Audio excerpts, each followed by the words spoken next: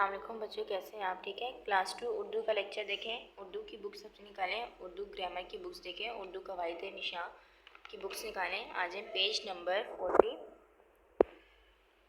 46 पे आएँ और कहानी देखें लालची कुत्ता। आप लोगों ने अपनी कॉपीज़ में लिखनी है और याद भी करनी, ठीक है। मैं आप लोगों को बताती हूँ। लालची कुत्ता। एक दफ़ा एक कुत्ते को गोश्त का टुकड़ा मिला। इसका गुज़र एक नदी के किनारे से हुआ। इसने पानी में अपना अक्स देखा। इसने सोचा कि शायद पानी में कोई दूसरा कुत्ता है और इसके मुंह में भी गोश्त का टुकड़ा है। इसने सोचा कि दूसरे कुत्ते से इसके गोश्त का टुकड़ा भी हासिल किया जाए। ये सोच कर के वो दूसरे कुत्ते पर भौंकने लगा।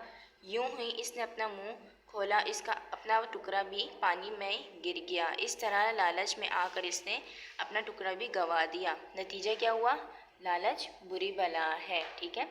यानी कुत्ते ने लालच किया और उससे अपना टुकड़ा भी गिर गया। और नतीजा क्या है? सबक क्या मिला हमें इसका? लालच बुरी बला है, यानी हमें लालच नहीं करनी चाहिए, ठीक है। अपनी कॉपीज़ में लिखिएगा और याद करके भी आइएगा, ठीक है। क्लास 2।